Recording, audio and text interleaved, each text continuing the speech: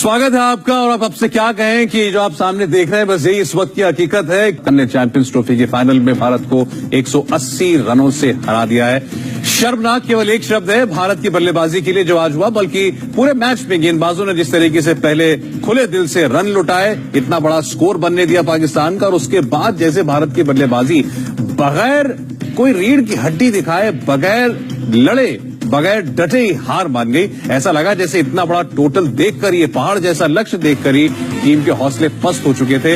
वो बड़े बड़े धुरंधर, बड़े बड़े बल्लेबाज जिनके नाम बड़े बड़े रिकॉर्ड हैं इस टूर्नामेंट में, जिन्होंने बड़े बड़े रन किए, आज एक नहीं चला। कोई ऐसा बल्लेबाज नहीं था, केवल एक हार्दिक पांड्या को छोड़कर, जिन्होंने इच्छा शक्ति भी दिखाई इस मैच में लड़ाई मोल लेने की या पाकिस्तानी गेंदबाजों का सामना करने की।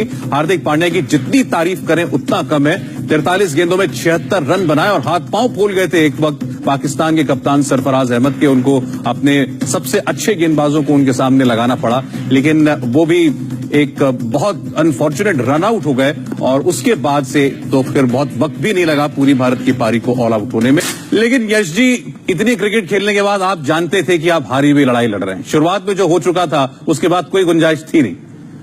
सौरभ, देखिए, हमें कहना पड़ रहा है कि ये शर्मनाक हार है। मैं इसको शर्मनाक नहीं कहता। अगर यही स्कोर का पीछा करते हुए 50 ओवर खेलते, लड़कर हार जाते, तो हार जीत लगी रहती है, क्योंकि इतना विशाल स्कोर उन्होंने खड़ा कर दिया था। लेकिन आपके पास एक डिफेंडिंग चैंपियन 30 ओवर में आउट हो जाती है। 30 ओवर, बिल्कुल। क्योंकि मैच में हार जीत चलती है। आप ये कम से कम 30-40 रन से मैच हारते, कोई ज्यादा दुख नहीं लगता। आप पहुंचते तो सही 280 और 300 के आसपास। मतलब आपने तो बिल्कुल हथियार डाल दिए। पहले 10 ओवर में हम कह रहे थे कि 2 विकेट्स अगर गिर गई तो समस्या आएगी, लेकिन अगर उसके बाद भी युवराज सिंह, आप बैटिंग लाइनअप की बात करें, इतनी लंबी बैटिंग लाइनअप है सौरभ भारतीय टीम की। मतलब हम कहते रहे कि वो कर लेगा, आखिर में देखिए कि हुआ क्या। शुरुआत में मोहम्मद आमिर आए, बहुत अच्छी गेंद कही, उनको 3 विकेट मिले हैं। 6 ओवर में केवल 16 रन दिए उन्होंने। जुनैद खान उनके साथ बॉलिंग कर रहे थे शुरुआत में। क्या चेतन, मेरा सवाल आपसे है, ये उनकी गेंदबाजी ने बहुत आज कुछ कमाल किया है, या हमारे बैट्समैन प्रेशर में ही आ गए शुरुआत से इतना बड़ा टोटल देखकर? नहीं, प्रेशर तो था सौरभ, कोई डाउट नहीं है, लेकिन गेंदबाजी की तारीफ करनी होगी। आपके किसी भी तेज गेंदबाज का बॉल मूव नहीं किया, और हम लोग शुरू में गेंदबाजी कर रहे, टॉस जीत के फील्डिंग करने का फैसला किया। एक भी तेज गेंदबाज ने बॉल को मूव नहीं किया। अगर आप आमिर की गेंदबाजी की, मोहम्मद आमिर की गेंदबाजी की बात करें, आप देखिए किस तरह उन्होंने बॉल को मूव किया है। तो ये तारीफ करनी होगी मोहम्मद आमिर की। 3 मेन विकेट्स, और वो विकेट्स उन्होंने निकाली हैं जो भारतीय टीम के लिए अभी तक रन्स बना रहे थे। रोहित शर्मा, शिखर धवन, विराट कोहली, तीनों को उन्होंने आउट किया था। यश जी, आप मुझे ये बताइए, आप सबसे ज्यादा निराश किन बल्लेबाजों से, एक या 2 बैट्समैन या 3 बैट्समैन जो आपको लगा कि रुक सकते थे, जो अगर थोड़ा वक्त देते तो इतनी काबिलियत थी कि आगे मैच को ले जा सकते थे, चाहे नुकसान पहले हो गया था? 5 नंबर तक, धोनी तक, अगर आप देखें सलामी बल्लेबाज, उन्होंने जल्दबाजी की, खास करके रोहित ने। वो संयम से, जैसे वो टेस्ट क्रिकेट की वो बल्लेबाजी होती है, वो नहीं की। उसके बाद विराट ने वही जबरदस्ती की, फिर युवराज नहीं पढ़ पाए, वो एलबीडब्ल्यू हुए, और फिर धोनी ने जल्दबाजी की।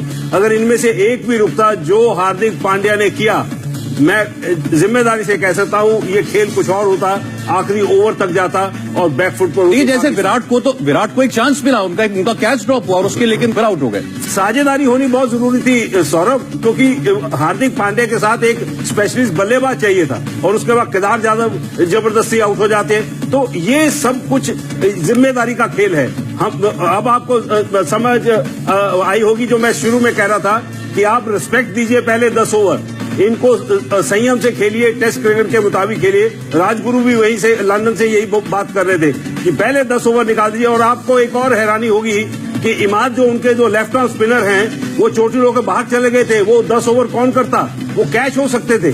तो ये जो टीम मैनेजमेंट है, उनकी जो प्लानिंग हुई है, मुझे लगता है ये बहुत ही खराब हुई है। मैं तो आपसे सीधे जानना चाहता हूं चेतन और यश जी, पहले चेतन, ये जो आपकी शुरुआत के 3 बैट्समैन आउट हुए, मैं उनकी बात करता हूं, क्योंकि हमारे पिछले सारे मैच इन्होंने ही जिताए थे। रोहित शर्मा, शिखर धवन, विराट कोहली, ये अपनी गलती से आउट हुए या इसका क्रेडिट आप पाकिस्तान के गेंदबाज को देते हैं? गेंदबाजी को आप क्रेडिट देते हैं। देखिए, रोहित शर्मा की 2 गेंदें उन्होंने पड़ने के बाद बाहर की तरफ गई, उसके बाद अंदर आई। देखो, उसमें कोई रोहित शर्मा ने खराब शॉट नहीं खेला।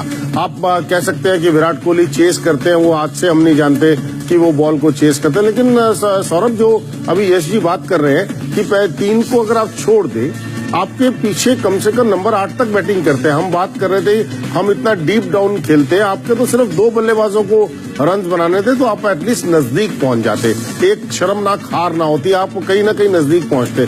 तो सबसे इम्पोर्टेंट बात है कि गेंदबाजी की तो तारीफ करनी होगी, आमिर की स्पेशली, मतलब गेंदबाजी उन्होंने बहुत बढ़िया की।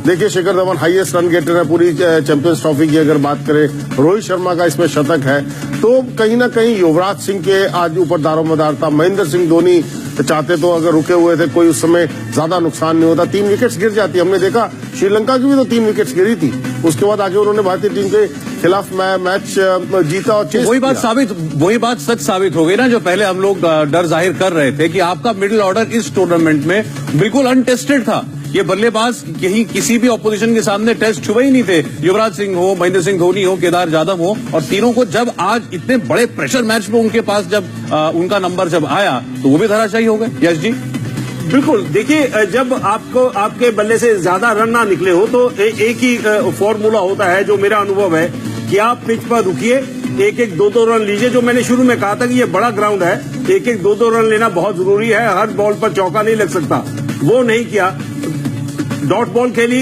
या चौका लगाने की कोशिश की, उसी में ये विकेट गए। तो मुझे लगता है कि ये थोड़ी सी कैलकुलेशन जो हुई है वो इतनी गलत हुई है कि बहुत, जिसको हम शर्मनाक हार कह रहे हैं। लेकिन फिर भी चेतन, जो बैट्समैन जिस तरीके से धराशायी हुए वो तो हमारे सामने, उसको झुटलाया नहीं जा सकता। बहुत से लोग हो सकता है आज ये भी कहें कि असल विलेन इस मैच के, या जिनकी वजह से असलियत में हम मैच हारे, वो गेंदबाजें की इतना बड़ा टोटल शायद चेज हो ही नहीं सकता था, और उसका दबाव इतना था कि आपका बैट्समैन कोशिश करके भी आगे नहीं बढ़ पाया। आप किसको देंगे इस हार के लिए जिम्मेदारी किसको देंगे?